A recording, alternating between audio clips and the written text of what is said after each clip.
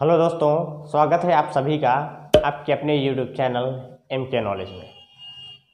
आज हम पढ़ने वाले हैं क्लास 10th की मैथ में हमने चैप्टर फर्स्ट स्टार्ट किया है। उसमें पहले चैप्टर में हम अभी फर्स्ट चैप्टर का इंट्रोडक्शन पढ़ रहे हैं। ये इंट्रोडक्शन की दूसरी वीडियो है। इसमें आज हम इस प्रश्नावली से जुड़े हुए दो कॉन्सेप्ट हैं जो बहुत ही इम्पॉर्टेंट हैं। ये है यूक्लिड विभाजन प्रमेयिका और यूक्लिड विभाजन एल्गोरिथम। आज हम ये समझने वाले हैं। ये दोनों कॉन्सेप्ट जब हम समझ जाएंगे तो प्रश्नावली के क्वेश्चन बिल्कुल आसान हो जाएंगे। तो हम आज इन्हीं दोनों कॉन्सेप्ट को समझेंगे और अच्छे से पढ़ेंगे। इसके पहले हम एक इंट्रोडक्शन की वीडियो बनाए थे इसी का, वो हम पढ़ चुके हैं। इसकी प्लेलिस्ट की लिंक इस चैनल के डिस्क्रिप्शन बॉक्स में मिल जाएगा। उसमें सारी वीडियोज़ होंगी, आप जो चाहे वीडियोज़ को देख सकते हैं। तो आइए आज की क्लास को स्टार्ट करते हैं। हम प्रश्नावली 1.1 को सॉल्व करने से पहले उनके ये कॉन्सेप्ट को समझते हैं। ये नियम क्या कह रहे हैं, इसी से रिलेटेड क्वेश्चन सॉल्व करने वाले हैं। प्रश्नावली में इसी से रिलेटेड क्वेश्चन है तो उन्हें पढ़ेंगे अच्छे से। सबसे पहले हम समझेंगे यूक्लिड विभाजन प्रमेयिका। तो पहले इसे समझते हैं, फिर इसके बाद हम इसे समझते हैं। आइए हम समझते हैं यूक्लिड विभाजन प्रमेयिका क्या होती है। तो हेडिंग हमारी है यूक्लिड विभाजन प्रमेयिका। तो सबसे पहले देखते हैं ये यूक्लिड, ये कौन है, ये जो नेम लिखा है ये है क्या। तो यूक्लिड एलिमेंट्स नामक एक गणितज्ञ थे ये नियम जो है, इस नियम का उल्लेख उन्हीं के पुस्तक में सर्वप्रथम मिलता है। तो उन्हीं के नाम पे ये पढ़ा। यूक्लिड विभाजन यानी विभाजित करना, यानी डिवाइडेशन की बात की जा रही है, यानी इसमें विभाजित डिवाइडेशन होगा। और प्रमेयिका क्या होता है ये समझते हैं। प्रमेयिका है क्या, तो ये प्रमेयिका जो है ये एक तरीके से एक कथन होता है। ये एक सिद्ध किया हुआ कथन होता है जो दूसरे कथन को सिद्ध करने के लिए उपयोग किया जाता है। तो उन्हें हल करने के लिए उपयोग किया जाता है। ये एक तरीके का कथन है। अब आइए इन सभी का ये डिफिनीशन, ये हेडिंग का यूक्लिड विभाजन प्रमेयिका का डिफिनीशन समझते हैं। ये इसका कॉन्सेप्ट क्या है। दो धनात्मक पूर्णांक a और b, इसमें पूर्णांक संख्याएं होंगी, जितनी भी संख्याएं होंगी सब पूर्णांक में होंगी। a और b दिए रहने पर ऐसी अद्वितीय पूर्ण संख्याएं q और r विद्यमान रहती हैं, तो जो प्राप्त होगा वो पूर्ण संख्या के रूप में होगा। और फिर इसके बाद ये जो लिखा हुआ है a = b³ + r, और ये जो लिखा हुआ है 0 इज लेस देन या equal to r is less than ये b। अब इन जो लिखा हुआ है ये क्या लिखा हुआ है, इसका मतलब क्या है, ये कहाँ से आया है कि ऐसे ही आ गया है। तो अब इन्हें हम समझते हैं। मेन ये चीज़ है, यही है मेन चीज़, इसे हम समझते हैं। इसे कुछ एग्जाम्पल के द्वारा समझेंगे तो बहुत अच्छे तरीके से और बहुत अच्छे ढंग से समझ में आएगा, सारी बातें क्लियर होंगी। तो उसके लिए हम कुछ एग्जाम्पल लेते हैं।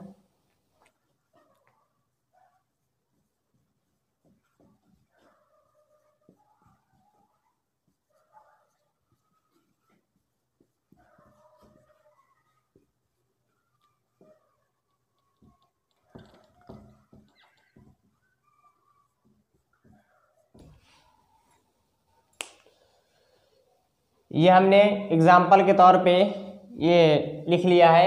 इन्हीं के द्वारा ही इस नियम को समझ पाएंगे। अब आइए कुछ समय के लिए आप छोटे बच्चे की तरीके से इसे सॉल्व करेंगे, जैसे आप पहले सॉल्व करते थे। तो सॉल्व करिए। 7 त्रिक 21 3 बार जाएगा, घटा दीजिए, 4 में से 1 चले जाएंगे 3 हमारा शेष आया है। अब यहाँ पे देखिए 2 बार जाएगा, 8 दूनी 16। अब इसको हटा दीजिए, 4 शेष आया है, इसको भाग करिए, 2 5 6 10, यहाँ पे कुछ शेष नहीं बचा। और इसको देखिए 5 से हमें 4 में भाग करना है, ठीक है, ये भाग हो सकता है। 5 का पहाड़ा 1 बार पढ़ेंगे तो 5 आएगा, 5 का पहाड़ा 2 बार पढ़ेंगे तो ज़्यादा हो जाएगा, और 5 भी ज़्यादा है। तो 5 का पहाड़ा 1 बार पढ़ेंगे तो 5 आएगा। और यदि 5 का पहाड़ा 0 बार पढ़ा जाए तब 5 का पहाड़ा 0 बार भी पढ़ा जा सकता है, ये भी संभव है, तो 0 प्राप्त होगा। एक ये कंडीशन भी बनती है। तो 5 का पहाड़ा 0 बार पढ़ेंगे तो आंसर में 0 आएगा, और यहाँ पर भी हमारा 0 आएगा, 5 शून्यम शून्य यानी, और 4 में से 0 घटेंगे तो 4 शेष प्राप्त होगा। तो इस प्रकार से अभी इसको सॉल्व करने का मतलब क्या था, हमने इन चीज़ों को सॉल्व क्यों लिया, अभी आगे समझिए क्यों लिया है। अब इसमें जो नाम है वो तो आप तो जानते होंगे कि इसे भाज्य बोलते हैं, भाज्य, और जो ये हमारा होता है इसे भाजक कहते हैं। और जो प्राप्त होता है आंसर में ये हमारा भागफल और जो ये नीचे बचता है इसे शेषफल कहते हैं, शेषफल। और यदि इसे हम नियम के द्वारा लिखें, यदि इससे फार्मूला के द्वारा आपको पता होगा इस रूप में लिखा जाए तो बनेगा भाज्य बराबर भाजक गुणित भागफल प्लस शेषफल। अभी आप बिल्कुल समझते जाइए इस बात को, जरा भी घबराए नहीं, वीडियो को पूरा देखें, हर एक बात हर एक कॉन्सेप्ट क्लियर होगा। इसी नियम के द्वारा भी ये निकल कर आएगा, ये कैसे आ गया। अब देखिए यहाँ पे आप देख सकते हैं कि हमारा भाज्य कितना है, जो ये बीच वाला भाज्य 24 24, और यहाँ पे भाजक जो है 7, भागफल प्राप्त हुआ है 3, शेषफल 3, ये प्राप्त हुआ है, यानी 7 × 21 21 24, ये बराबर आ रहा है। तो ये फार्मूला आप लोग जानते हैं, ये फार्मूला है। अब इसे इनके नियमों द्वारा ये कहा गया जा रहा है कि ए बी दो पूर्णांक दिए हों तो अद्वितीय पूर्ण संख्या Q और R विद्यमान होती है। यानी कहने का सीधा सरल लैंग्वेज में समझेंगे, यदि दो संख्या दी हो 7 और 24 तो इसमें यदि भाग किया जाए तो 2 अलग से 3, ये देखिए 2 अलग से, जैसे इसमें भाग किया 8 में 20 से भाग 8 का भाग 20 में दिया तो 2 और 4 हमें अलग से मिला, अलग से संख्या मिल गई, था 2 ही संख्या लेकिन अलग से 2 संख्या और मिली है। तो ये बात बस यही है कि अलग से 2 संख्या प्राप्त होती है। अब मान लीजिए भाज्य को नाम A दे दिया जाए इनके नियम द्वारा, भाजक को B दे दिया जाए, और हमारा जो भागफल है इसे भागफल को Q नाम दे दिया जाए, और शेषफल इसे R, Q percent R remainder. तो इसका अर्थ ये है, अब इस रूप में लिखेंगे, इसी रूप में जैसे ये बना हुआ है। तो ये भाज्य क्या था हमारा A, भाज्य हमारा A था, और भाजक क्या लिए B लिए हैं, इस रूप में B है, B लिख लिया। अब इसके बाद क्या भागफल क्या है Q, गुणे का चिन्ह लगा के Q लिख लिया, ये भाजक भागफल। अब क्या शेषफल क्या लिए हैं हम R लिख लिया। तो अब इसे आप देख सकते हैं A = BQ + R, ये कहाँ से निकल कर आया, ये आप समझ सकते हैं कि समझाने का अर्थ हमारा क्या था।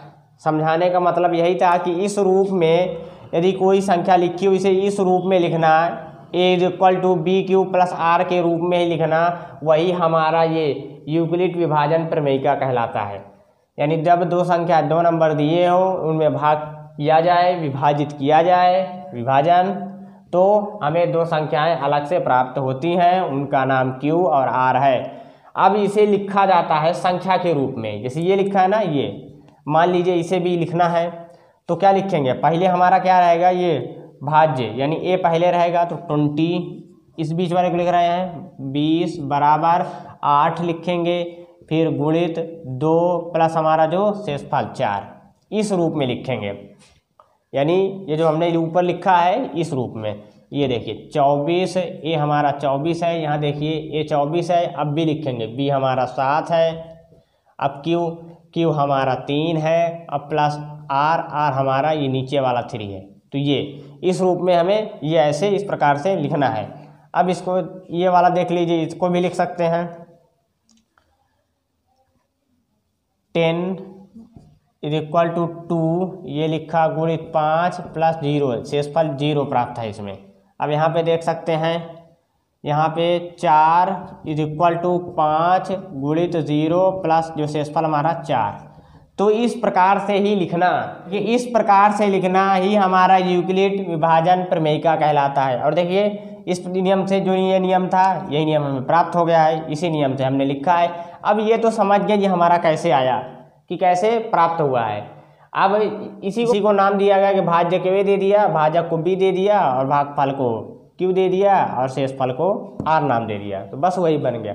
अब इसको देखिए, ये जो R है, अब इस R को समझेंगे, जो हमारा शेषफल यानी रिमाइंडर प्राप्त हुआ है, इसको समझने के लिए हम सब शेषफल में देखेंगे कि यहाँ 3 आया है। इस शेषफल पे नज़र डालेंगे, जब देखेंगे जो हमारा शेषफल ये भाजक से देखिए छोटा है, हर हाल में ये भाजक से छोटा है। अब दूसरे में देखेंगे 8 और 4, तो भी ये हमारा शेषफल छोटा है। फिर देखेंगे कि 2 और 0, यहाँ पे शेषफल 0 है तो भी छोटा है। यहाँ पे देखें 5 4 तो भी शेषफल हमारा छोटा ही है।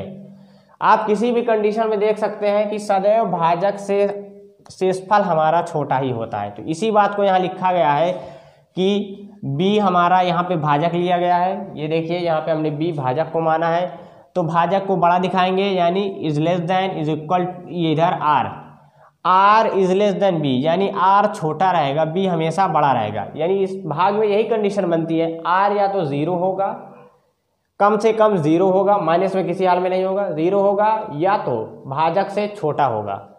अब इसके बाद 0 की भी कंडीशन बनती है 0, तो इस 0 को भी ले लेंगे, तो ये इज लेस देन 0 से r बड़ा भी हो सकता है। देखिए यहाँ पे 4 प्राप्त है, यहाँ पे 0, तो इसके नीचे बराबर का चिन्ह लगाएंगे कि ये कंडीशन हो सकती है। कभी कभी 0 के हमारा r बराबर हो सकता है, कभी कभी भाग देते वक्त 0 हमारा r के बराबर भी आ सकता है। ये देखो r 0 कभी, और फिर r से 0 से बड़ा भी रहता है। देखो 4 मिला, 3 मिला, फिर ये 4 मिला, तो बड़ा भी रहता है।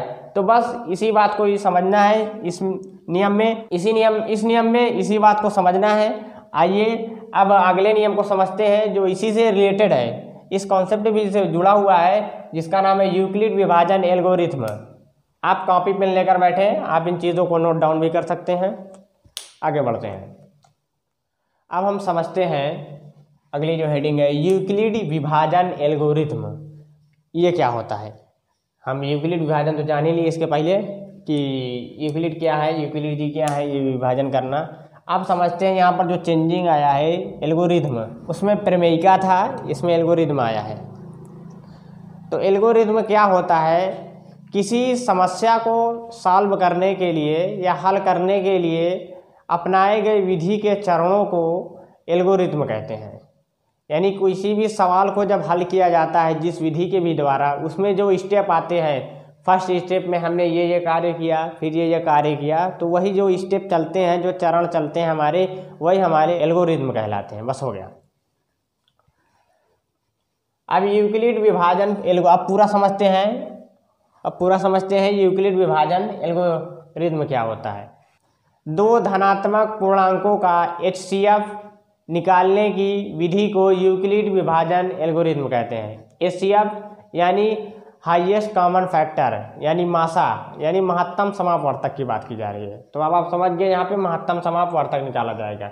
तो आइए हम इस बात को समझ लेते हैं। तो ये हो गई उसकी परिभाषा, 2 धनात्मक पूर्णांकों का HCF निकालने की ये विधि है, और एल्गोरिथ्म चरण, उसके स्टेप को लिखना है। तो अब हम समझते हैं, इसके लिए एक एग्जाम्पल लिया जाए कि किस प्रकार से ये विधि निकाली जाती है। जो ये एग्जाम्पल ले रहे हैं, इसी प्रकार से क्वेश्चन भी सॉल्व करना है। कि ये एग्जाम्पल ले रहे हैं 35 का भाग 42, ये हमें HCF निकालना है। तो HCF निकालना होगा इसमें, यानी ये हाईएस्ट कॉमन फैक्टर। इसमें गुणनखंड विधि से हम HCF का प्रयोग नहीं करेंगे, इसमें भाग विधि से हम HCF निकालेंगे। तो वही आप इसमें आप भाग करेंगे तो 1 बार जाएगा, 35 का भाग 1 बार जाएगा, यहाँ 35 लिखेंगे। अब हम घटाएंगे, घटाइए, 12 में से 5 जाएगा, 7 आएगा, और यहाँ पे 0, यानी यहाँ पर कोई 0 प्राप्त होगा। अब ये देखिए भागफल में हमारा, भागफल में 7 प्राप्त हुआ, 7, 0 नहीं है। तो HCF के लिए ये नियम है कि इसके आगे भी हम स्टेप सॉल्व करें जब तक 0 न प्राप्त हो। तो आगे हम इसके बाद भी आगे से सॉल्व करेंगे कि जब 0 प्राप्त हो। तो इसके लिए ये हमारा एक स्टेप हो गया। अब एक स्टेप को हम लिखेंगे कैसे?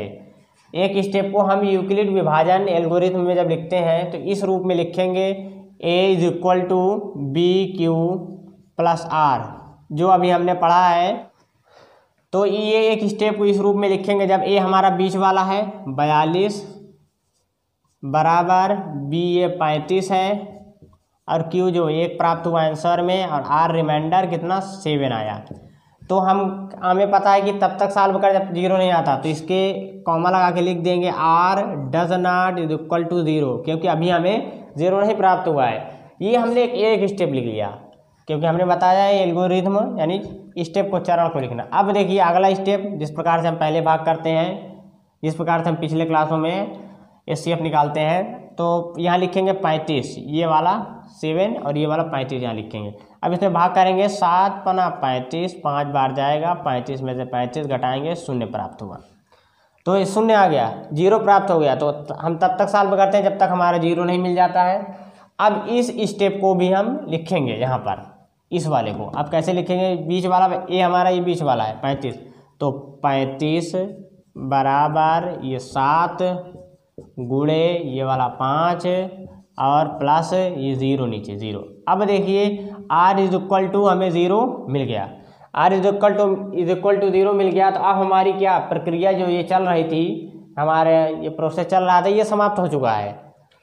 जब 0 प्राप्त हो चुका है तो हम लिख देंगे चूंकि